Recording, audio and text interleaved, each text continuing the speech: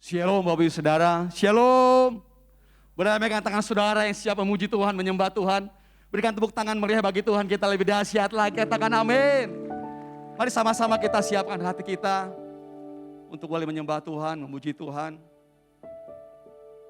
Saya percaya bahwa berkat Tuhan yang luar biasa akan dicurahkan yang onsite, yang online. Mari sama-sama kita boleh exciting memuji Tuhan, menyembah Allah Tuhan yang hidup, amin. Mari sama-sama bagi berdiri. Kita akan berdoa, kita tundukkan kepala. Tuhan Yesus, kami datang Tuhan, kami sujud menyembah-Mu ya Tuhan. Kami datang Tuhan, rindu menyembah-Mu, meninggikan Engkau Tuhan. Berjumpa dengan Tuhan. Karena itu yang kami rindukan Tuhan, kehadiran-Mu. Kehadiran-Mu ya Tuhan. Kehadiran-Mu di tengah kami, di ibadah kami ya Tuhan. Terima kasih Tuhan. Kami bersyukur Tuhan, Kau pimpin ibadah kami Tuhan dari awal, pertengahan hingga akhirnya Tuhan. Kami percaya Tuhan, pagi hari ini Tuhan, kami beribadah kepada Tuhan dengan sukacita Tuhan. Datang ke hadapannya dengan sorak-sorai, masuk melalui pintu gerbangnya dengan nyanyian syukur, ke dalam pelatarannya dengan pujian-pujian.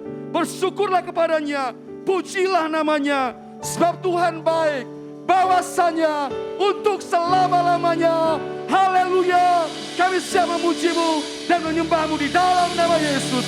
Kami berdoa, haleluya, amin. Shalom, selamat siang Bapak Ibu Saudara sekalian. Haleluya. Seberapa banyak yang siap memuji Tuhan, boleh lambaikan tangan. Haleluya. Kita percaya bahwa Tuhan memberikan kita sukacita. Mari kita masuk gerbangnya dengan ucapan syukur. Haleluya. Mari sama-sama katakan. Masuki gerbangnya dengan hati bersyukur, halamannya dengan pujian. Kataku hari ini harinya Tuhan, ku bersuka sebab Dia dirangkanku. Ku masuki gerbangnya dengan hati bersyukur, halamannya dengan pujian. Kataku hari ini harinya Tuhan, ku bersuka sebab Dia dirangkanku. Haleluya. Dia dirangkanku, oh Dia dirangkanku, ku bersuka sebab Dia dirangkanku. Oh, oh. Dia dirangkanku, oh Dia dirangkanku, ku bersuka sebab Dia dirangkanku. Ku masuki gerbangnya dengan hati bersyukur, amin. Halamannya dengan pujian. Kataku hari ini harinya Tuhan, ku bersuka sebab Dia dirangkanku. Yang bergirang lambaikan tanganmu. Dia dirangkanku, oh Dia dirangkanku, ku bersuka sebab Dia dirangkanku. Oh, oh. Dia dirangkanku, oh Dia dirangkanku, ku bersuka sebab Dia dirangkanku. Dia dirangkanku, Dia dirangkanku, oh Dia dirangkanku, ku bersuka sebab Dia dirangkanku. Oh Dia dirangkanku, Dia dirangkanku, oh Dia dirangkanku, ku bersuka sebab Dia dirangkanku. Kita percaya di dalam Dia ada sukacita. Amin. Seberapa banyak yang percaya ada sukacita, katakan haleluya. Haleluya.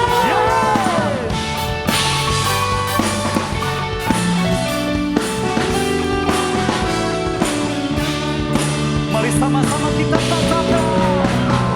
Dia dirangkanku, oh Dia dirangkanku, ku bersuka sebab Dia dirangkanku. Oh, oh. Dia dirangkanku, oh Dia dirangkanku, ku bersuka sebab Dia. Saya mau mendengar jemaat MW2 katakan Dia dirangkanku. Dia dirangkanku, oh Dia dirangkanku, amin. Ku bersuka sebab Dia dirangkanku. Bisa lebih keras katakan. Dia dirangkanku, oh Dia dirangkanku, ku bersuka. Sama-sama katakan. Dia dirangkanku, Dia dirangkanku, oh Dia dirangkanku, ku bersuka sebab Dia dirangkanku. Oh, oh. Dia dirangkanku, oh Dia dirangkanku, ku bersuka sebab Dia dirangkanku. Ku bersuka sebab Dia dirangkanku.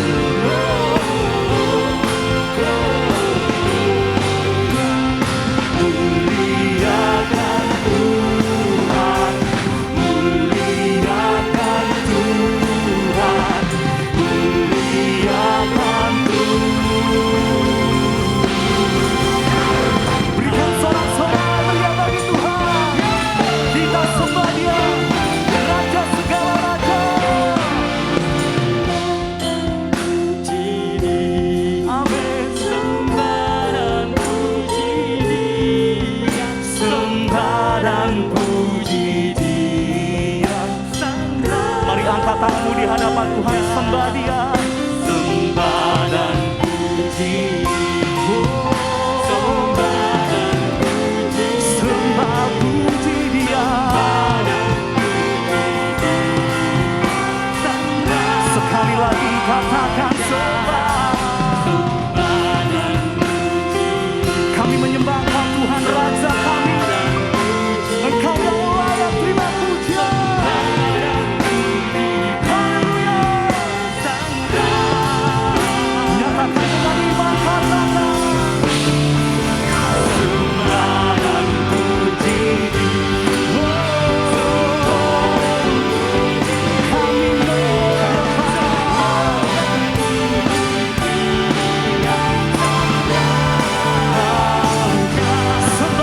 sembah dan puji,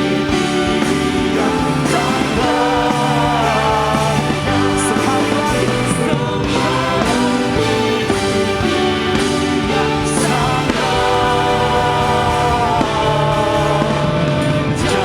haleluya. Yang bersuka cita berikan tepuk tangan yang terbaik bagi Tuhan. Haleluya. Sorak-sorai pria bagi Tuhan Sang Raja kita. Haleluya. Mari silakan duduk Bapak Ibu Saudara sekalian. Haleluya. Mari kita siapkan hati kita untuk masuk ke dalam hadiratnya lebih lagi. Buka hatimu untuk menerima kebenaran firman Tuhan. Biarkan setiap hati kita boleh semakin bertumbuh, semakin serupa dengan Tuhan. Terima kasih Tuhan. Terima kasih Tuhan. Yes Lord Jesus.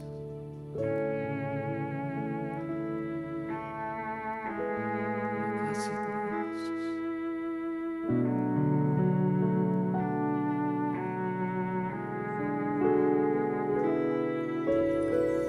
Kami bersyukur Tuhan.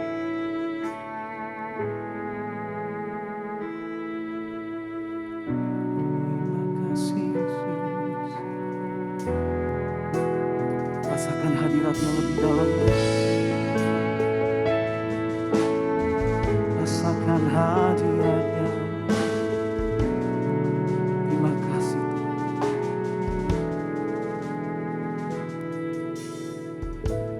Bapa Kau mendengar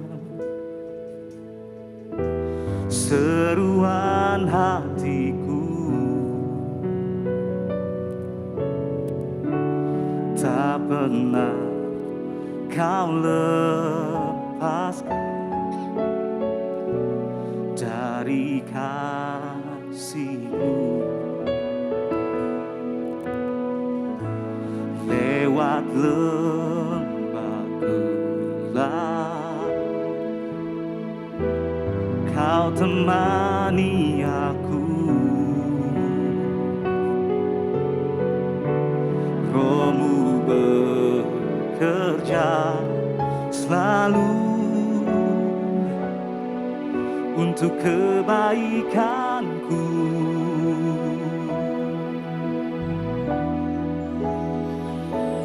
Mengalir kuasa dari tempat maha tinggi, Bapa kekal mulia, Kau hadir di sini, memulihkan hati, menyembuhkan yang terluka. Ku kan tenang bersamamu, Bapa. Berikan tepuk tangan buat Bapa kita yang hebat. Yes, Lord. Nyanyikan pujian ini dari awal.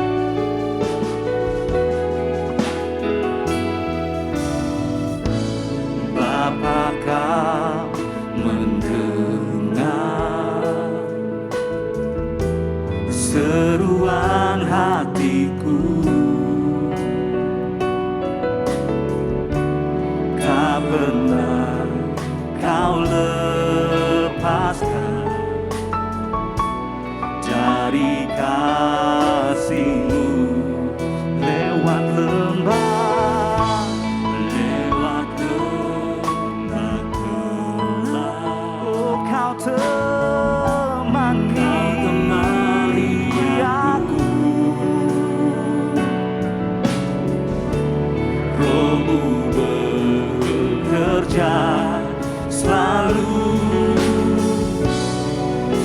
untuk kebaikanku.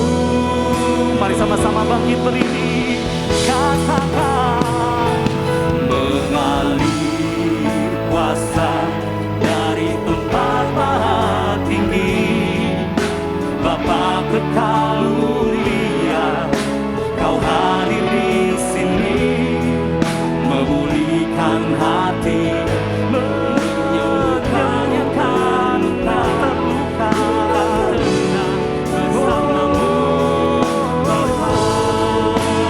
Engkau Bapa yang baik, kasih sayang-Mu Tuhan selama-lamanya. Mari sembah Dia.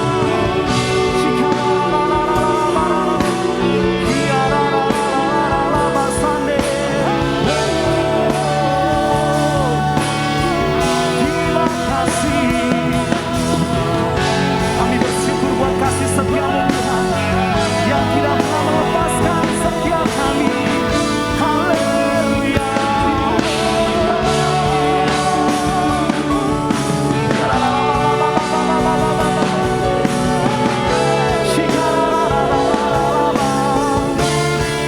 Mari sama-sama katakan.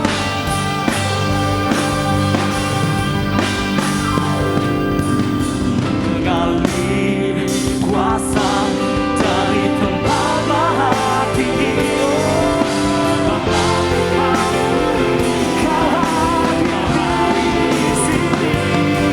memulihkan hati, Ku kan tenang bersamamu Bapa. Ku kan tenang bersamamu Bapa. Oh, ku kan tenang bersamamu Bapa. Berikan sorak-sorak. Haleluya. Haleluya.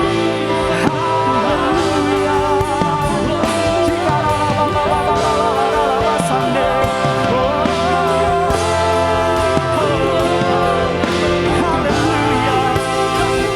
Yang percaya katakan, di saat badai bergelora, ku akan terbang.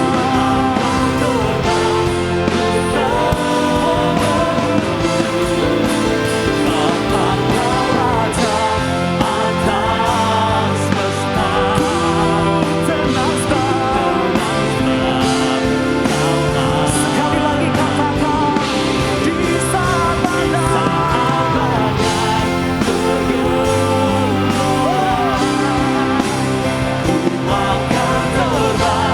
bersamamu.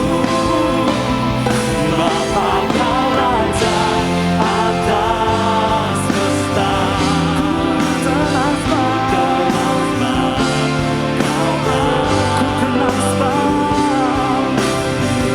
telah sebab Kau harapku,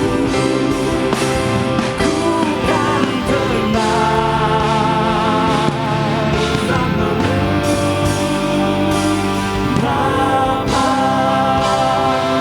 Sorak-sorai sekali lagi bagi Tuhan kita. Haleluya. Haleluya. Ku tenang bersamamu Bapa, pujian, penyembahan kami hanya untuk Engkau. Kaulah yang dimuliakan, ditinggikan, diagungkan. Persembahan pujian hanya untuk Engkau Tuhan. Terima kasih Tuhan yang telah menjamah setiap kami, memuji menyembah-Mu dengan benar Tuhan. Sebentar kami juga akan mendengar firman Tuhan. Tuhan urapi Bapak Gembala Sidang kami, Bapak Pendeta Dr. Rubin Adi Abraham yang akan memberkati, membawa firman Tuhan, urapi hamba-Mu, supaya apa yang dikatakannya semua berasal daripadamu. Hikmat Tuhan menyertai hamba-Mu, dan Tuhan yang memberkati setiap kami yang mendengar firman Tuhan, jemaat Tuhan di onsite dan di online. Jamahan Tuhan, Roh Kudus yang menyertai kami supaya kami mendengar firman Tuhan, kami bisa menangkap firman Tuhan, kami bisa mengerti dan kami bisa melakukannya dalam hidup kami. Urapi kami. Dalam nama Tuhan Yesus kami berdoa dan mengucap syukur, kami siap untuk mendengar firman Tuhan. Amin. Shalom. Kiranya berkat Tuhan melimpah dalam hidup kita semua. Hari ini saya akan menyampaikan firman dengan judul kesehatan emosi. Emotional health. Saudara-saudara, saya percaya kita semua ingin menjadi orang yang hidup berbahagia dan berhasil dalam kehidupan ini. Dan tahukah saudara, salah satu kunci utamanya adalah kalau kita memiliki kesehatan emosi.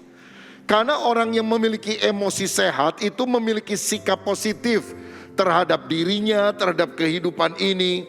Dia juga bisa mengungkapkan perasaan secara konstruktif, bukan destruktif atau menghancurkan. Dia juga bisa menjalin relasi yang baik dengan orang lain. Sehingga dengan lebih banyak teman, hidup kita kemungkinannya lebih berhasil. Ingat ungkapan ini, satu musuh terlalu banyak, 1000 teman terlalu sedikit. Dalam kehidupan jangan cari musuh, tapi mari kita menjalin teman sebanyak mungkin. Nah saudara-saudara, saya membaca sebuah penelitian, 70% orang yang dipecat dari pekerjaan itu bukan karena tidak mampu melakukan tugas pekerjaannya. Tapi 70% orang dipecat karena tidak bisa menjalin relasi yang baik dengan orang lain. Pinter sih pinter, bagus sih bagus, tapi suka ribut sama orang lain. Kalau kerja sendiri masih bisa, tapi tidak bisa bekerja dalam sebuah tim. Teamworknya sangat lemah sekali. Dale Carnegie pernah berkata bahwa sukses itu 15% ditentukan karena kemampuan teknis, karena masalah IQ, kecerdasan dan juga keterampilan. Tetapi 85% keberhasilan ditentukan kalau kita mampu menjalin relasi dengan orang lain. Saya percaya orang yang punya relasi luas, kemungkinan berhasilnya jauh lebih besar. Nah saudara-saudara, beberapa tahun yang lampau ada seorang penulis yang bernama Daniel Goleman yang membuat sebuah buku dengan judul Emotional Intelligence, kecerdasan emosi. Dan buku ini menjadi the bestseller international karena memberikan pokok pikiran yang sangat penting. Menurut Daniel, kemampuan seseorang untuk mengatur kehidupan emosi atau emotional intelligence itu lebih penting dari IQ. IQ yang sangat dibanggakan dalam dunia pendidikan, yang sangat dikejar oleh orang yang menjadi murid atau belajar, ternyata di dalam prakteknya itu harus diimbangi dengan EQ, emotional quotient yang bagus. Jadi koordinasi suasana hati adalah inti dari hubungan sosial yang baik, di mana kita bisa berempati dengan orang lain. Berempati artinya mencoba menempatkan diri kita di posisi orang lain. Kalau dia jadi saya atau saya di tempatnya dia, kira-kira enak nggak ya kalau saya ngatain dia begini? Nah kalau kita tidak ingin dilukai oleh orang lain, kita tentu tidak mau melukai orang lain. Bahkan Yesus mengajarkan the golden rule-nya adalah apapun yang kamu ingin orang lain perbuat kepadamu, perbuatlah lebih dahulu kepada mereka. Kalau saudara ingin dihargai, kita harus belajar menghargai orang lain. Kalau kita ingin diperhatikan, maka kita pertama-tama yang harus memperhatikan orang lain. Artinya kita harus selalu aktif menabur benih kebajikan. Itulah yang membuat kita bisa berhasil dan disukai oleh banyak orang. Mengendalikan suasana hati. Kalau suasana hati naik turun terus tanpa terkendali, kadang marah, kadang sedih, kadang bisa ketawa lagi, orang akan bingung melihat suasana hati yang sangat cepat berubah. Jadi pengendalian suasana hati sangat dibutuhkan. Nah, orang kalau cerdas emosinya, maka dia mampu memotivasi diri. Walaupun kita lagi terpuruk, lagi punya beban besar, kita bilang, ayo kamu mesti bangkit. Tuhan tidak pernah meninggalkan kamu. Di balik semua masalah ada jalan keluar. Saudara percaya di setiap masalah yang kita hadapi pasti ada jalan keluar yang Tuhan akan berikan bagi kita. Ujung-ujungnya Tuhan pasti akan tolong kita, amin. Kalau saudara bilang, kenapa Tuhan belum tolong saya sampai hari ini? Berarti belum di ujung. Tunggu sebentar lagi, kalau sudah di ujung pasti ditolong oleh Tuhan. Karena ujungnya happy ending. Allah selalu memberikan yang terbaik bagi hidup kita. Itulah orang yang punya kecerdasan secara emosi. Tidak khawatir, tidak terbenam dulu terus. Tidak terpuruk dan bilang, aduh aku gak mungkin. Aduh nasib saya sial begini. Tapi bisa memotivasi diri. Punya starter sendiri dari dalam. Tidak menunggu orang-orang mendorong-dorong saudara. Engkau yang harus mendorong dirimu sendiri. Kalau saudara ingin berhasil, ingin maju, jangan tunggu orang lain. Saudara yang harus bergerak.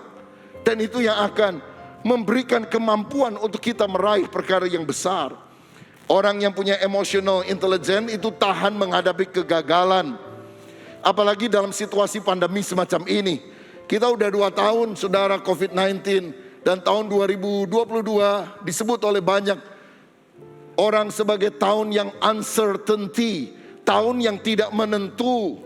Kita nggak tahu apa yang akan terjadi di depan.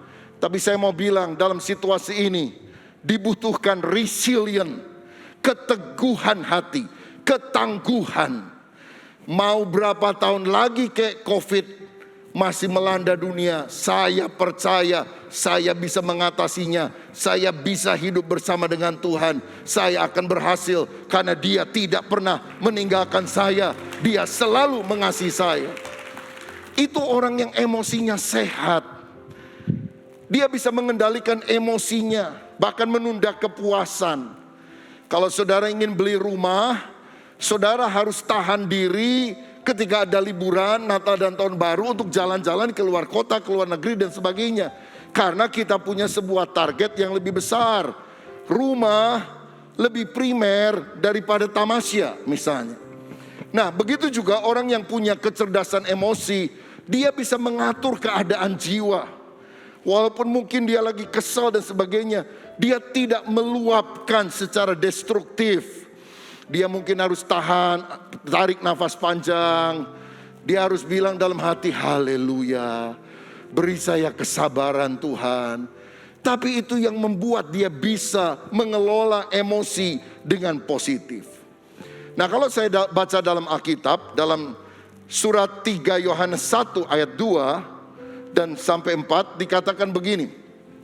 Saudaraku yang kekasih, aku berdoa semoga engkau baik-baik dan sehat-sehat saja dalam segala sesuatu. Sama seperti apa? Jiwamu baik-baik saja. Jadi begini, kesehatan luar itu ditentukan dengan kesehatan jiwa, mental, emosional yang ada di dalam. Orang bilang mens sana in corpore sano. Di dalam tubuh yang sehat terdapat jiwa yang sehat. Tapi saya lihat kenyataannya terbalik. Siapa orang yang paling sehat? Orang gila di pinggir jalan, saudara. Ya telanjang-telanjang, gak pernah dikerokin, gak pernah masuk angin. Rasanya juga gak pernah COVID tuh saudara sekalian ya, orang gila. Kenapa? Selalu ada jaga jarak gitu ya. Kan gak ada orang gila pegandengan tangan kemana-mana gitu saudara. Karena mereka jaga social distancing sehat. Jadi belum tentu orang yang sehat tubuhnya jiwanya sehat. Justru sebaliknya, orang yang sehat jiwanya menyebabkan tubuhnya dan aspek yang lain akan lebih sehat di dalam hidupnya.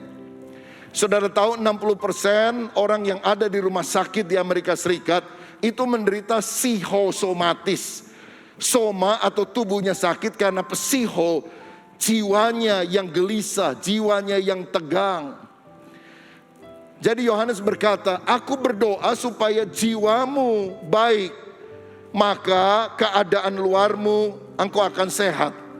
Di ayat 3 dia mengungkapkan emosinya. Dikatakan begini, sebab aku sangat bersukacita ketika beberapa saudara datang dan memberi kesaksian tentang hidupmu dalam kebenaran, sebab memang engkau hidup dalam kebenaran. Ayat 4, bagiku tidak ada sukacita yang lebih besar daripada mendengar bahwa anak-anakku hidup dalam kebenaran. Dia meluapkan emosinya secara positif. Dia bilang, aku bersukacita karena kamu hidup di dalam kebenaran firman. Emosi itu kan bisa positif atau negatif saudara. Emosi positif, sukacita, kasih, damai sejahtera, gembira, ya bahagia. Tapi juga kesal, marah, khawatir, jengkel. Itu merupakan bagian daripada emosi. Tuhan mau kita memiliki emosi yang positif, emosi yang sehat.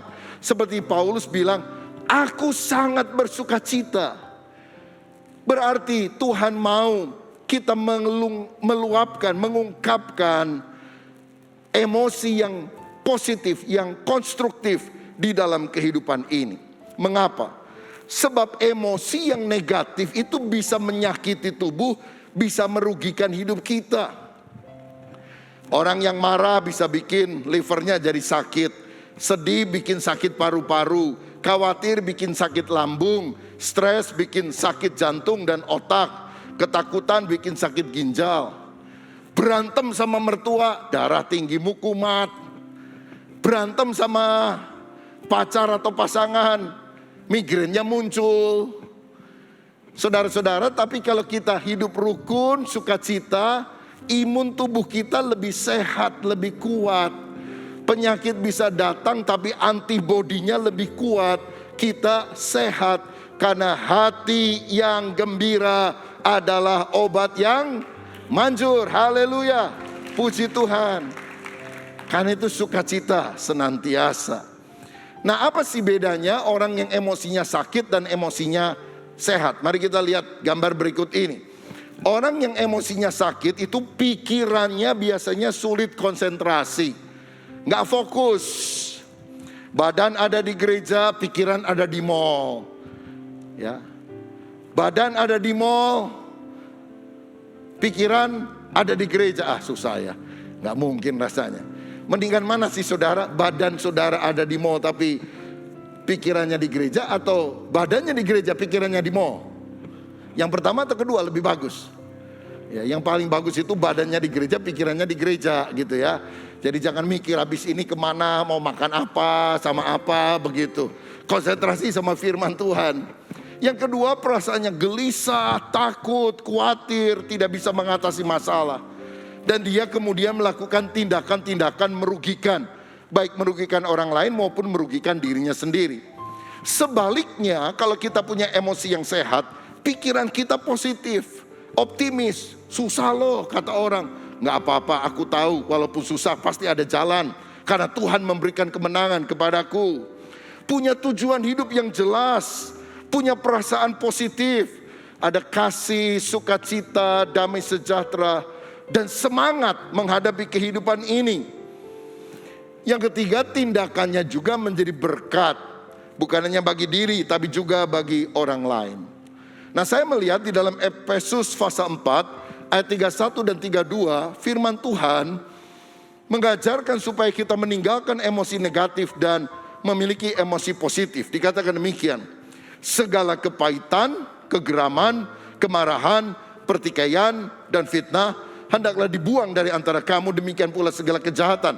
Tetapi, atau sebaliknya, hendaklah kamu ramah seorang terhadap yang lain, penuh kasih mesra dan saling mengampuni, sebagaimana Allah di dalam Kristus telah mengampuni kamu.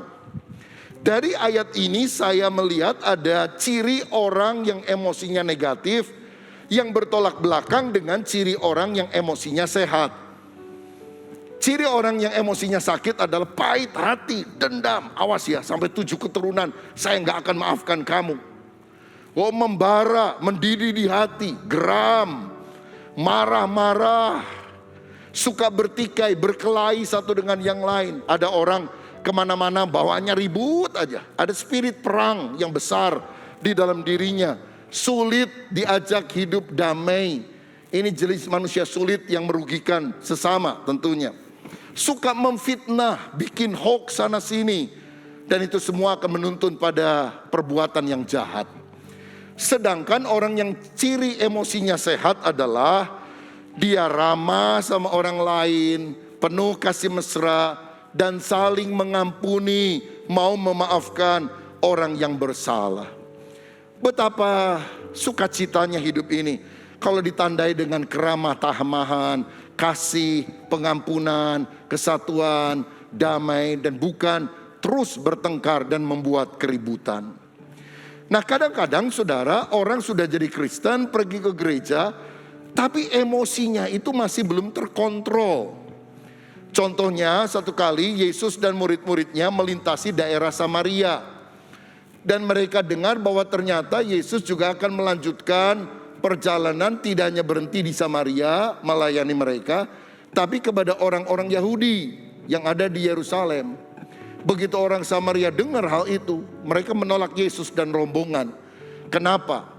Karena orang Samaria itu nggak pernah akur sama orang Yahudi, saudara. Orang Yahudi menganggap Samaria warga negara kelas 2. Karena orang Samaria itu blasteran. Sudah kawin antara Yahudi dan orang non-Yahudi. Jadi dianggap warga negara kelas kambing, kira-kira begitulah saudara. Dan tentu orang Samaria marah dengan orang Yahudi.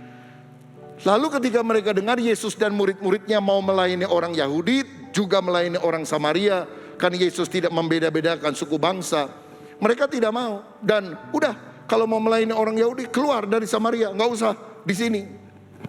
Waktu Yesus diusir begitu, yang ngamuk itu muridnya, Yakobus dan Yohanes. Yesusnya nggak marah, saudara. Biasalah kopral lebih hebat dari jenderal biasanya, saudara, ya. Lalu dikatakan begini, Lukas 9 ayat 54-55. Ketika dua muridnya yaitu Yakobus dan Yohanes melihat hal itu, mereka berkata, "Tuhan, apakah Engkau mau supaya kami menyuruh api turun dari langit untuk membinasakan mereka?" Akan tetapi ia berpaling dan menegur mereka. "Tuhan, kita diusir nih, nggak boleh ke Samaria nih. Gimana kalau saya turunin api dari langit, membakar mereka semuanya?" Wah, luar biasa ini murid Tuhan. Emosinya dahsyat, saudara sekalian.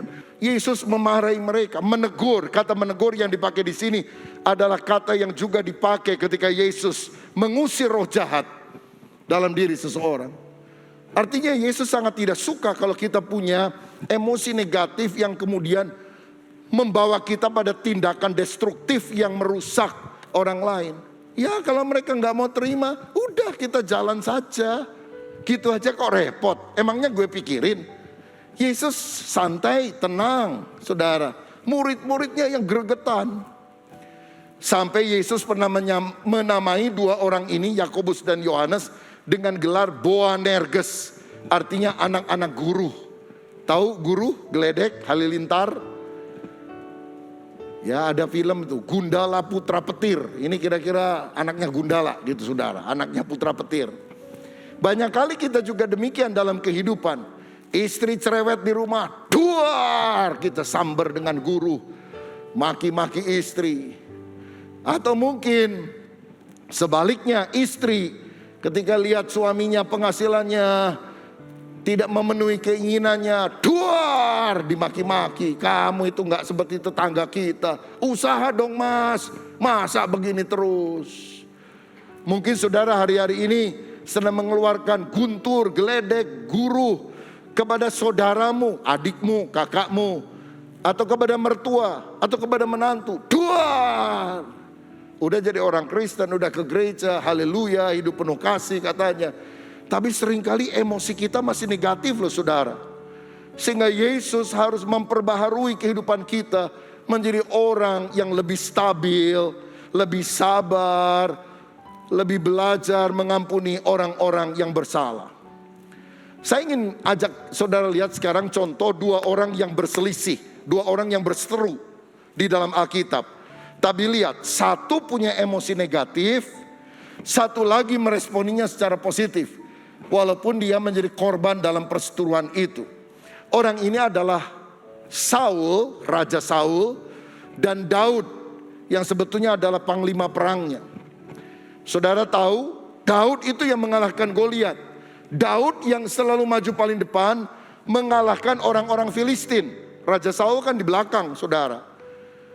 Tapi ketika satu pertempuran mereka menang lawan orang Filistin, ini gadis-gadis nyanyi-nyanyi pakai tamborin, dia bilang, "Raja Saul hebat mengalahkan ribuan orang, tapi Daud panglimanya lebih hebat mengalahkan puluhan ribu orang." Wah, sejak hari itu Saul sebel bener sama Daud.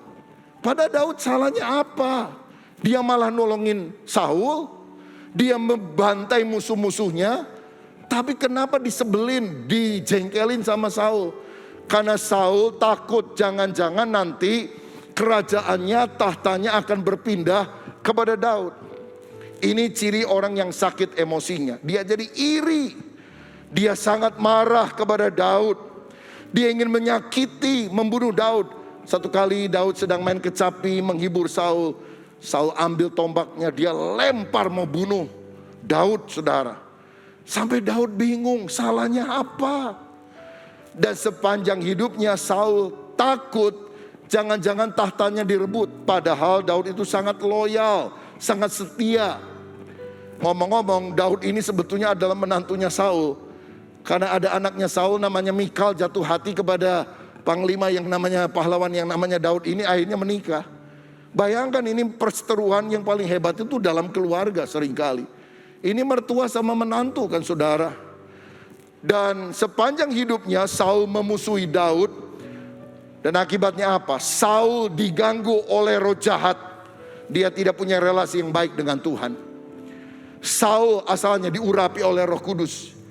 Diminyaki dengan minyak urapan oleh Nabi Samuel. Tapi karena ada pahit, dendam, jengkel, Roh Allah meninggalkan dia. Roh jahat yang mengganggu dia. Saudara, kita berada pada bulan Desember, bulan Natal. Sebelum kita mengenang lagi kelahiran Yesus, mari minta Roh Kudus membersihkan hati kita. Supaya hati yang pahit, dendam, kecewa, jengkel, marah dicabut dari hati kita. Hati kita jangan jadi hati seperti Herodes yang ingin membunuh bayi Yesus. Hati kita harus bersih seperti Bunda Maria yang berkata, aku ini hamba Tuhan, jadilah kepadaku seperti perkataanmu itu. Tuhan bersihkan hati saya, Tuhan bersihkan mulut saya, Tuhan bersihkan pikiran saya, Tuhan bersihkan pendengaran saya, Tuhan bersihkan sepak terjang saya, supaya saya berkenan kepada Tuhan. Hati adalah pusatnya. Jagalah hatimu dengan segala kewaspadaan, karena dari situlah terpancar kehidupan. Saudara-saudara, bagaimana dengan Daud yang ada di dalam konflik itu? Dia akan menjadi sasaran kemarahan Saul. Pada Daud nggak salah. Lihat responnya positif. Saudara perhatikan di dalam firman Tuhan 1 Samuel 24. Saya melihat ada beberapa ciri Daud yang emosinya sehat. Satu kali Saul mengejar-ngejar dan Daud serta anak buahnya lari dari satu gunung ke gunung yang lain, sembunyi di dalam gua-gua. Nah, satu saat Saul karena kelelahan tidur bersama dengan anak buahnya di depan sebuah gua di gunung tertentu. Dan dia tidak pernah menyangka bahwa Daud dan anak buahnya sedang sembunyi di dalam gua tersebut. Dan ketika mereka sudah tidur nyenyak, Daud mengendap-endap mendekati Saul. Dan anak buah Daud bilang gini, Tuhan telah menyerahkan Saul ke tanganmu. Bunuh dia sekarang. Ini kesempatan yang Tuhan sudah berikan kepadamu. Wah, pakai nama Tuhan lagi saudara sekalian. Tapi Daud bilang apa? Jangan mengusik, jangan mengganggu orang yang diurapi Tuhan. Aku tidak mau membunuh dia, walaupun dia berbuat jahat kepada saya. Apa yang dia lakukan? Dia ambil pedangnya. Itu kan raja punya jubah panjang. Dia potong sedikit saudara sekalian. Sebagai bukti bahwa dia punya kesempatan untuk membunuh Saul. Dan Alkitab bilang setelah Daud melakukan itu, bukan bunuh Saul, cuma mengerat jubahnya, hati Daud berdebar-debar. Ini orang yang lembut hati loh saudara. Dia bisa berdebar-debar, bukan bunuh orang, bukan nyakitin orang, cuma memotong jubahnya. Dan ketika Saul bangun, dia bilang, Raja, mengapa engkau mengejar-ngejar aku? Aku sebetulnya bisa membunuh kamu, tapi aku tidak mau melakukan yang jahat kepadamu. Lihat ini jubahnya. Aku tadi telah memotongnya ketika engkau tidur. Di kesempatan berikutnya, Daud teriak sama panglima Saul yang namanya Abner. Abner, kerja yang benar. Raja bisa mati tadi. Kamu panglima gak jagain dia baik-baik. Abner kaget, saudara sekalian, akan hal ini. Saudara sekalian, dan ketika melihat itu Saul bilang, aduh, aku yang salah Daud. Kamu ternyata baik, aku yang jahat.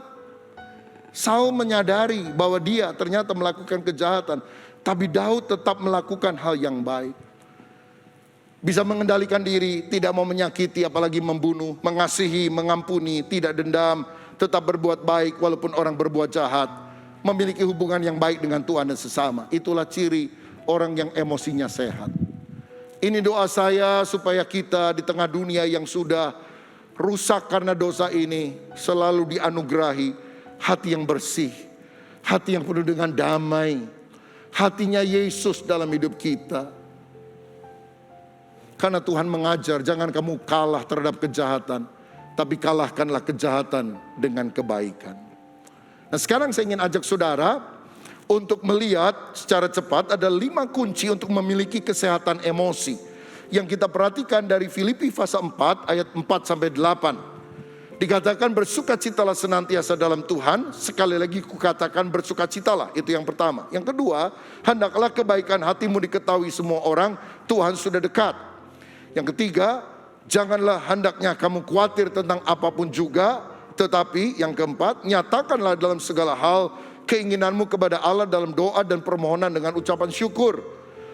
Damai sejahtera Allah yang melampaui segala akal akan memelihara hati dan pikiranmu dalam Kristus Yesus. Jadi kalau kita ingin punya hati yang damai, 4 hal tadi kita harus lakukan. Dan yang kelima, jadi akhirnya saudara-saudara, semua yang benar, semua yang mulia, semua yang adil, semua yang suci, semua yang manis, semua yang disebut, yang sedap didengar, semua yang disebut kebajikan dan patut dipuji, pikirkanlah semuanya itu. Hal pertama yang saya lihat adalah supaya hati kita sehat secara emosi, kita harus selalu bersukacita di dalam Tuhan. Rejoice in the Lord, and again I say rejoice. Paulus waktu ngomong gitu ada dalam penjara. Dia di penjara bukan karena kejahatan, tapi karena dia memberitakan Injil. Dan orang tidak suka kepada dia. Tapi dia memberitahu kepada orang di luar penjara, kamu tetap harus bersukacita. Sukacita tidak ditentukan oleh lingkungan. Kalau lingkungan, mana ada orang di penjara bersukacita, saudara. Situasinya sangat tidak nyaman. Tapi karena dia punya hubungan yang baik dengan Tuhan. Dan dia tahu orang yang percaya namanya tercatat dalam kitab kehidupan di sorga. Yesus bilang bersukacitalah karena namamu terdaftar di sorga. Siapa yang percaya kepada Yesus tidak akan binasa, melainkan beroleh hidup kekal sampai selama-lamanya. Kita penuh dengan dosa. Kita tidak bisa menyelamatkan diri dengan amal kebaikan kita. Semua agama mengajarkan hal yang bagus, tapi kita tahu kitanya yang rusak, kitanya yang tidak bagus. Tapi Yesus datang ketika semua agama pasang iklan, dicari orang suci. Hanya Yesus yang bilang, dicari orang berdosa. Siapa yang merasa dirinya berdosa, jauh dari Tuhan, tidak bisa menyelamatkan diri, percaya kepadaku, kata Yesus. Aku yang mati di kayu salib menanggung segala dosamu. Dan kalau kamu percaya, kamu akan diselamatkan. Oh, bukankah inilah Injil? Injil artinya kabar baik, kabar sukacita. Orang berdosa seperti saya dan saudara bisa dijamin masuk ke dalam kerajaan sorga. Respon kita apa? Bersukacita senantiasa di dalam Tuhan. Dan saudara tahu sukacita adalah pilihan. Paulus bisa ngomel di dalam penjara, bisa maki-maki, bisa menyalahkan keadaan, tapi dia tetap mengucap syukur kepada Tuhan. Bahkan dalam penjara Filipi, bareng dengan temannya Silas, dia bilang, Silas, ayo kita memuji Tuhan yuk. Walaupun tadi kita digebukin karena memberitakan Injil, gak apa-apa, kita tetap memuji Tuhan. Semua baik, apapun yang Tuhan lakukan baik, dan mereka memuji Tuhan. Itulah orang yang emosinya stabil, sehat, bersukacita dalam segala keadaan. Seperti Yesus di kayu salib, ketika orang teriak salibkan dia, dia memilih untuk berkata ampunilah, karena mereka tidak tahu apa yang mereka perbuat. Saya ingat satu kali pada hari Senin saya pernah ngantri di bank. Cukup banyak antriannya mungkin karena Senin ya saudara. Dan setelah banyak orang yang sudah selesai, saya berada pada bagian pertama. Jadi orang terakhir sudah menyelesaikan urusannya, saya maju. Tiba-tiba ketika orang itu bergeser, ada orang yang dari tadi di belakang saya nyalip saudara. Set, langsung dia maju. Sampai kasirnya bilang, "Pak, Bapak mundur, Bapak yang itu." Dia tunjuk sama saya. Itu lebih duluan. Ini orang ngomong apa? "Enggak, saya dulu, saya sibuk." Wah, darah saya langsung mendidih. Emang cuma kamu aja yang sibuk? Kita juga sibuk. Saya udah mau ngomong gitu. Tapi saya ingat, ini hari Senin, kemarin baru ke gereja, haleluya, sukacita. Hari itu juga hati saya penuh dengan damai sejahtera. Mengapa saya mau mengotori hati saya dengan orang kurang ajar yang dari tadi saya nggak pernah lihat wajahnya. Sekarang pun saya tidak tahu wajahnya. Karena tadi di belakang saya dan sekarang yang saya lihat cuma punggungnya. Saya akhirnya menarik napas panjang dan saya bilang kepada kasir, "Nggak apa-apa Mbak, dia duluan saja, saya nunggu." Orang itu cepat-cepat melakukan urusannya. Dan saya yakin gelisah dia, nggak enak. Dilihatin orang sebang, saudara sekalian. Ya saya santai aja. Mungkin cuma 2-3 menit selesai, dia pergi, saya juga nggak tahu siapa dia, nggak peduli juga lah dengan apa yang dia lakukan. Saya lakukan urusan saya, nggak lama selesai, hari saya tidak rusak gara-gara orang yang kurang ajar ini. Kadang-kadang kita membesarkan hal-hal kecil yang nggak ada perlunya. Jadi kalau saudara lagi naik mobil, disusul sama orang lain, weng, begitu, jangan kurang ajar. Wah, kita mulai pendekarnya keluar, nyusul orang lain, wah kebut-kebutan. Udahlah, kalau dia ngeng begitu, kita ngomong apa? Kebelet, gitu ya. Kebelet, sakit perut mungkin. Ya udahlah, biar dia lebih duluan begitu. Saudara-saudara, pilihlah untuk selalu bersukacita. Aksi yang negatif bisa datang tanpa kita harapkan, tapi respons, reaksi kita yang menentukannya. Pilihlah respons seperti Yesus yang selalu belajar mengasihi dan mengampuni. Itu sebabnya kenapa kadang-kadang gereja dirusak, dihancurkan, dibakar. Tapi orang Kristen memilih untuk berdoa dan mengampuni. Karena ini ajaran Yesus. Jangan balas kejahatan dengan kejahatan. Kita percaya Tuhan adalah hakim, saudara-saudara. Kalau kita melakukan bagian kita, Tuhan akan berdiam diri. Serahkan kepada Tuhan. Kita menahan diri karena kita tahu kejahatan tidak bisa dikalahkan dengan kejahatan. Gelap tidak bisa diusir dengan gelap. Hanya kasih yang bisa mengalahkan kejahatan. Hanya terang yang bisa mengusir kegelapan. Karena itu kita mau berjalan dalam jalan kasih yang Yesus ajarkan kepada kita. Kedua, kita harus berbuat baik. Saudara sekalian, Alkitab tadi mengajarkan, hendaklah kebaikan hatimu diketahui semua orang. Nah, kalau orang menabur yang jelek, lalu kita balas dengan yang jelek, ya kita sama-sama jelek dong. Tapi kalau kita diperlakukan tidak baik, kita tetap melakukan yang baik, di sanalah kualitas iman kita benar-benar membuat perbedaan.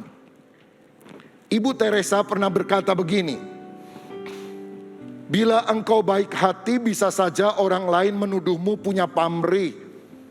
Cuma pencitraan. Tapi bagaimanapun berbaik hatilah. Bila engkau jujur, mungkin saja orang lain akan menipumu. Tapi bagaimanapun berbuatlah jujur." Pernah nolong orang yang mau utang sama saudara, lalu saudara dengan tulus memberi bantuan dan ternyata dia menipu saudara. Kesel kan? Jangan berhenti berbuat baik saudara. Orang yang berbuat jahat kepada kita, dia menabur yang jelek, dia akan menuai yang jelek. Tapi jangan kebaikan kita berhenti gara-gara satu orang jahat yang tidak tahu diri yang melakukan itu kepada kita. Tetap berbuat baik kepada orang lain. Kebaikan yang engkau lakukan hari ini mungkin saja besok sudah dilupakan orang. Tapi bagaimanapun berbuat baiklah. Bagaimanapun berikanlah yang terbaik dari dirimu. Pada akhirnya engkau akan tahu bahwa ini adalah urusan antara engkau dengan Tuhanmu. Ini bukan urusan antara engkau dengan mereka. Kita melakukan suatu kebaikan bukan untuk dilihat orang lain, tapi karena kita mencintai Tuhan. Itulah kebaikan yang akan dipahalai oleh Tuhan. Bukan untuk kemuliaan diri, bukan untuk mendapatkan tepuk tangan orang dan berkata hebat ya dia. Tapi biar Tuhan yang berkata, aku suka dengan kamu, aku puas dengan hidupmu nak.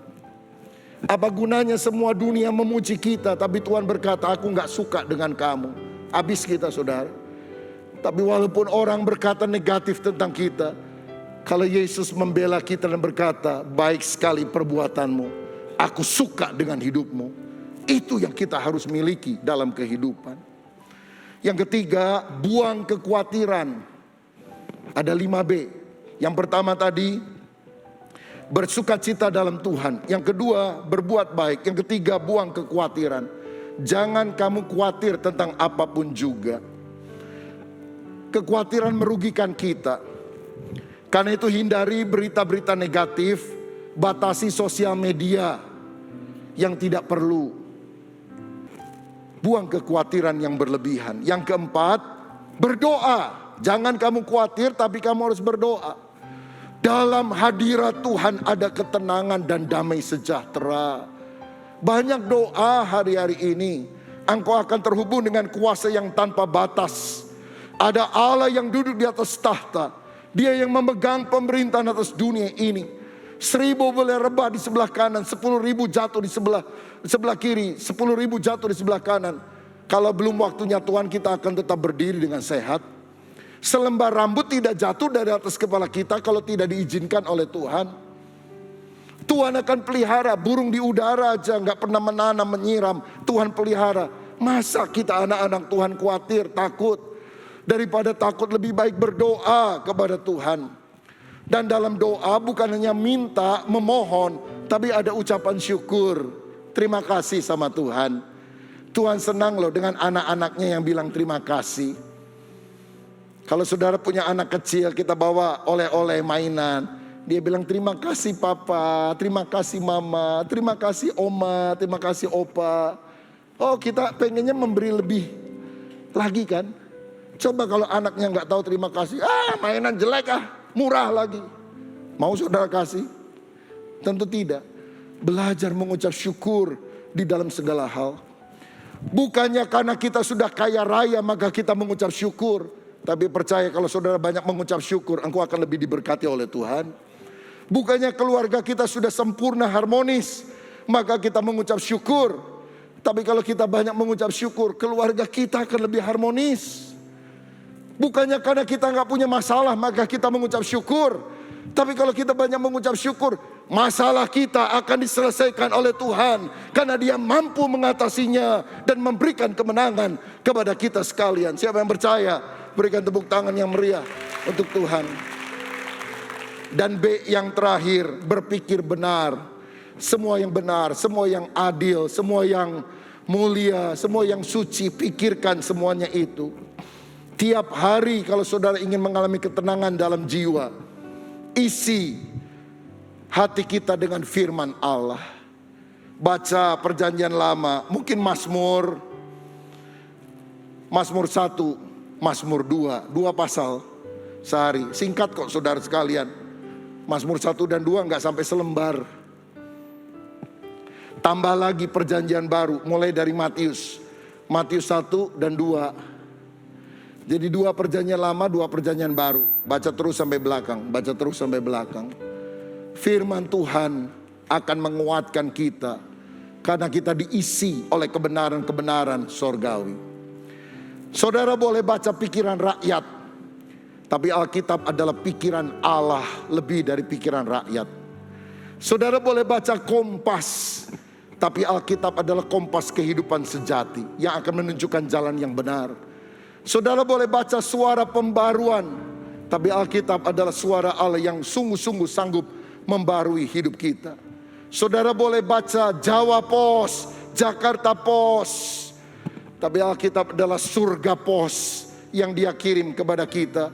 Sehingga di tengah dunia yang sedang bergelora, penuh dengan tantangan dan kesulitan, kita akan tetap tenang di dalam Dia. Berdoalah saudaraku, berpikir benar, berbuat baik kepada orang lain. Tapi mulai bulan Desember ini, mari kita berbuat baik kepada orang lain. Anggota keluargamu, masyarakat sekitarmu. Beri bantuan kepada orang yang tidak mungkin membalas kepada saudara. Maka balasannya akan berasal dari Tuhan.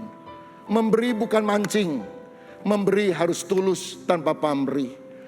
Lakukan kepada orang yang nyebelin saudara. Wah, itu saudara saya, kalau ada perlunya aja minta tolong. Yang seperti itu yang saudara bantu. Karena itulah kasih Kristus. Dia datang bukan untuk orang baik-baik. Dia datang untuk orang berdosa seperti saya dan saudara. Bulan ini kunjungi panti asuhan. Beri pengharapan kepada orang yang sakit. Layani orang yang lemah. Maukah kita pada hari Natal ini minta hati kita dibersihkan oleh Tuhan. Emosi kita dikuduskan oleh Tuhan. Dan kita sungguh-sungguh hidup di dalam sukacita ilahi. Ini doa saya supaya Natal ini kita sambut dengan hati yang tulus. Tuhan Yesus memberkati kita semuanya. Mari kita berdiri bersama-sama. Semua baik, semua baik. Apa yang telah kau perbuat di dalam hidupku. Semua baik, sungguh teramat baik. Kau jadikan hidupku berarti. Mari katakan sekali lagi, semua baik. Semua baik, semua baik. Apa yang telah kau perbuat di dalam hidupku. Semua baik, sungguh teramat baik. Kau jadikan hidupku berarti. Apakah ada Bapak Ibu Saudara yang hari-hari ini sedang mengalami situasi yang tidak menyenangkan, dan kau mungkin berpikir sesuatu yang tidak baik sedang aku alami? Percayalah, Tuhan punya rencana yang lebih baik di depan yang belum kita ngerti sekarang. Seperti seorang perajut yang ketika mengerjakan bagiannya menggunakan benang yang berwarna gelap, berwarna kelabu, coklat tua, di samping benang yang berwarna cerah. Tapi kalau hari-hari ini kau merasa, kenapa ya Tuhan merajutkan benang yang berwarna gelap? Saya hanya ingin katakan, Sang Perajut Agung belum selesai mengerjakan kita. Kalau selesai, kita akan lihat kombinasi warna yang indah, memberikan bentukan pemandangan atau apapun yang indah. Izinkan Tuhan bekerja dalam hidup saudara, menuntaskan rencananya yang baik. Kalau hari-hari ini engkau sedang menghadapi ujian iman, tantangan yang berat, engkau berdoa dan tampaknya Tuhan tidak menjawab, ingat ini, guru yang baik selalu berdiam diri ketika ujian sedang berlangsung. Tapi guru yang baik telah mempersiapkan muridnya sebelum ujian itu. Dan dia berdiri di kelas memperhatikan kita. Dan dalam hati dia berkata, anak-anakku, kamu pasti bisa. Kalau engkau menyimak pelajaran yang telah aku berikan kepadamu, engkau pasti bisa. Karena semua sudah aku ajarkan. Dan tujuan ujian ini hanya satu, supaya kamu naik kelas, supaya kamu mengalami sesuatu yang lebih luar biasa dalam kehidupan ini. Itulah Tuhan yang baik, yang merencanakan sesuatu yang dahsyat dalam hidup kita. Apapun yang menjadi masalahmu hari ini, maukah engkau mengangkat tangan dan hatimu dan katakan dari hatimu, semua baik. Semua baik, semua baik. Apa yang telah kau perbuat di dalam hidupku. Semua baik, sungguh teramat baik, kau jadikan hidupku benar. Sekarang saya mau berdoa untuk saudara-saudara yang sakit, yang ada masalah, yang ada beban di dalam hatimu. Kalau engkau sedang menghadapi hal itu, percayalah waktu engkau berdoa dengan tulus, Tuhan mendengar dan akan mengabulkan doamu. Taruhlah kedua tanganmu di dada. Apapun pergumulanmu, hanya engkau dan Tuhan yang tahu. Bapa Sorgawi, hamba berdoa, di dalam rumahmu kami menyerukan nama Yesus. Sembuhkanlah kami dari segala sakit penyakit. Sembuhkanlah keluarga yang kami kasih dari segala sakitnya. Dalam nama Yesus, tanganmu yang berlubang paku kiranya engkau tumpangkan saat ini, dan demi nama Yesus sembuh oleh mujizat Tuhan. Kalau ada masalah keluarga, masalah ekonomi, masalah pekerjaan, kalau Tuhan tutup pintu berkat, tidak ada yang bisa buka. Tapi kalau Tuhan buka pintu berkat, tidak akan ada orang yang bisa menutupnya. Sekarang dalam nama Yesus, terbukalah pintu berkat bagimu, pintu mujizat, pintu kesempatan, pintu anugerah. Terima, terima, terima berkat Tuhan, terima jawaban doa, terima mujizat. Percaya, bagi Tuhan tidak ada yang mustahil. Haleluya.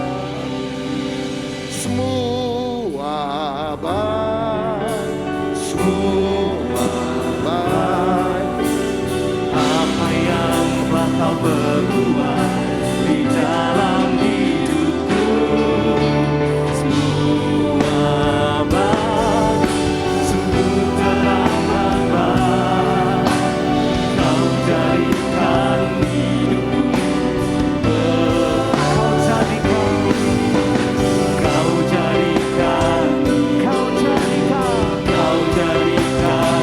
Sekali lagi katakan, kau jadikan hidupku berarti. Berikan tepuk tangan bagi Tuhan kita yang dahsyat. Terima kasih Tuhan, terima kasih Bapa. Kami percaya bahwa segala sesuatu yang Engkau nyatakan atas hidup kami adalah sesuatu yang terbaik yang daripadamu Tuhan. Kami bersyukur buat firman-Mu. Biarkan firman-Mu boleh tertanam dalam hati kami, dan kami boleh menjadi pelaku-pelaku firman-Mu ya Tuhan. Terima kasih buat hamba-Mu Tuhan. Engkau memberkati hamba-Mu dalam pelayanannya, dalam kehidupan kesehariannya. Biarkan hamba-Mu boleh menjadi berkat dimanapun hamba-Mu berada ya Tuhan. Terima kasih Bapa, dan hanya di dalam nama Tuhan Yesus Kristus kami telah berdoa. Sama-sama kita katakan amin. Silakan duduk Bapak Ibu Saudara sekalian. Sebelum kita mendengarkan pengumuman melalui tangan LED, Bapak Ibu dapat memberikan persembahan setelah ibadah ini selesai. Dan minggu ini ada 2 kali persembahan, yaitu persembahan umum dan juga persembahan persepuluhan. Bapak Ibu dapat memberikannya di luar, nanti sudah disiapkan kotak-kotak untuk Bapak Ibu dapat memberikan persembahan, atau bisa lewat mesin edisi dan juga men-scan barcode. Di depan sudah juga disiapkan. Dan bagi Bapak Ibu yang menyaksikan tayangan ini secara online, Bapak Ibu dapat juga mentransfer via nomor rekening yang sudah tertera di layar Bapak Ibu Saudara sekalian. Dan kita akan mendengarkan beberapa pengumuman melalui tayangan LED. Selamat menyaksikan. Salam jumpa kembali dalam Bethel News. Berikut kami sampaikan informasi untuk Anda semua. Shalom jemaat Tuhan, kita bersyukur karena program 40 hari yang mengubahkan boleh terlaksana dengan baik. Anak-anak Tuhan dari berbagai kota dan provinsi boleh bergabung untuk melakukan doa dan puasa bersama. Ada begitu banyak kesaksian bersama Tuhan yang dialami oleh para peserta. Setelah kita diberkati oleh Tuhan, oleh kehadirannya melalui program 40 hari yang mengubahkan, mari kita bersama-sama membagikan berkat itu kepada orang-orang lain, mereka yang sakit dan lemah imannya. Kami mengundang Bapak Ibu Saudara untuk hadir dalam ibadah KKR Kesembuhan Ilahi yang dilaksanakan pada hari Kamis tanggal 22 Desember. Waktunya pukul 18.30 WIB. Tempat Ruang Betania, Jalan Mekar Laksana nomor 8 Bandung. Ibadah ini akan dilayani oleh hambanya, Ibu Pendeta Muda Jessica Abraham MTH, Wakil Gembala GBI Bethel Bandung, beserta tim Menara Doa 1200 GBI Bethel Bandung. Ajaklah rekan dan keluarga kita yang sedang sakit untuk menerima lawatan serta jamahan Tuhan yang akan menyembuhkan. Tuhan Yesus memberkati. Amin.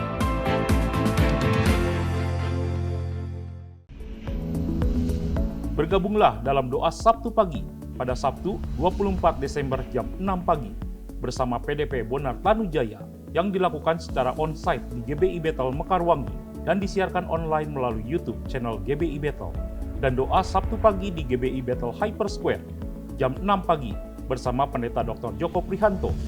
Mari ajak saudara, teman, rekan untuk berdoa bersama-sama. Mari rayakan kelahiran Juru Selamat dalam ibadah malam Natal GBI Bethel Bandung pada Sabtu 24 Desember bertempat di GBI Bethel Mekarwangi, Jalan Mekar Laksana 8 Bandung, yang diadakan 2 kali pada jam 4.30 sore dan jam 7 malam.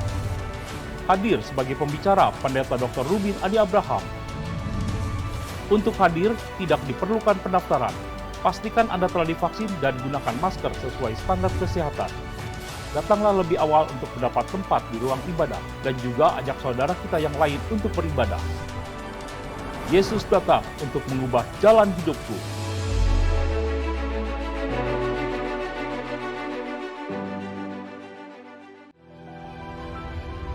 Berikut ini adalah jadwal ibadah onsite dan online GBI Bethel Bandung. Ibadah onsite 25 Desember di GBI Bethel Hyper Square jam 7.30 bersama Pendeta Dr. Rubin Adi Abraham dan 10.30 dilayani Pendeta Dr. Joko Prihanto. 25 Desember di GBI Bethel Kings jam 9 pagi. Hadir sebagai pembicara Pendeta Dr. Rubin Adi Abraham. 25 Desember di GBI Bethel Mekarwangi jam 7.30. Hadir sebagai pembicara PDM Lenawati Tanujaya jam 10.30 dengan pembicara Pendeta Dr. Rubin Adi Abraham. Dan 4.30 sore dengan pembicara Pendeta Rai Kaunang. Kami informasikan kepada jemaat GBI Bethel di Taman Kopo Indah, ibadah tanggal 24 Desember digabung pada ibadah malam Natal di GBI Bethel Mekarwangi. Berikut ibadah online yang disiarkan melalui YouTube channel GBI Bethel. Bagi yang mengikuti ibadah secara onsite, pastikan Anda telah divaksin, gunakan masker sesuai standar kesehatan.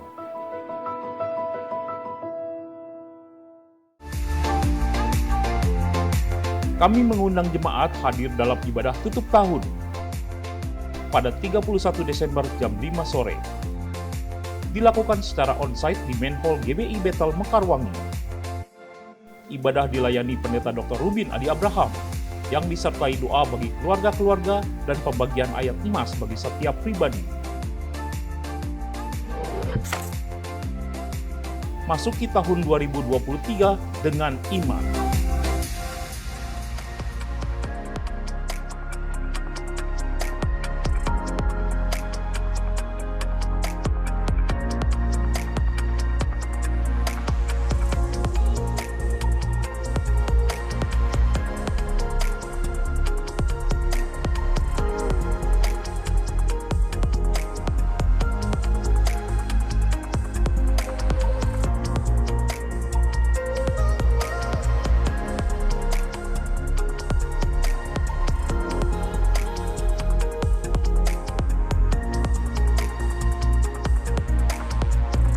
Mari kita sama-sama sebelum pulang, kita bangkit berdiri untuk kita menerima berkat.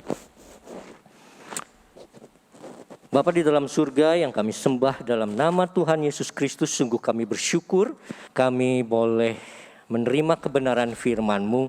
Kami juga boleh memuji dan menyembah-Mu ya Bapa. Kami dikuatkan dengan firman-Mu untuk kami dapat lebih lagi mempunyai emosi yang sehat.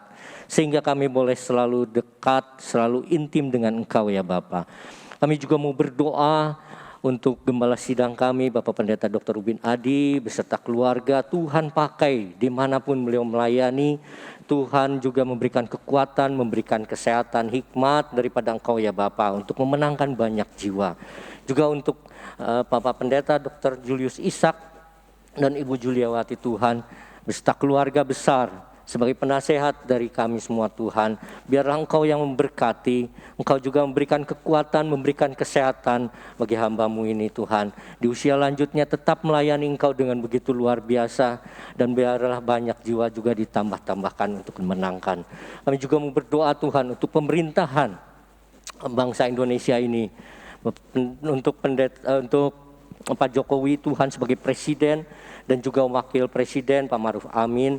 Biarlah Tuhan juga yang menyertai, memberikan hikmat untuk takut akan Engkau ya Bapa. Juga untuk setiap jajaran pemerintahan baik dari pusat sampai daerah, biarlah Tuhan juga memberikan roh yang takut akan Tuhan. Sehingga bangsa ini boleh memperoleh damai sejahtera, rakyat boleh juga memperoleh kesejahteraan ya Bapa. Terima kasih Bapa, terima kasih Yesus. Dan sebentar kami akan pulang. Biarlah kami mengangkat kedua tangan kami untuk menerima berkat. Pulanglah dengan membawa berkat dari Allah Bapa, cinta kasih dari Tuhan Yesus Kristus, dan penyertaan Roh Kudus menyertai kita sehari-hari ini sampai Maranatha Tuhan Yesus datang kedua kalinya. Semua yang percaya katakan amin.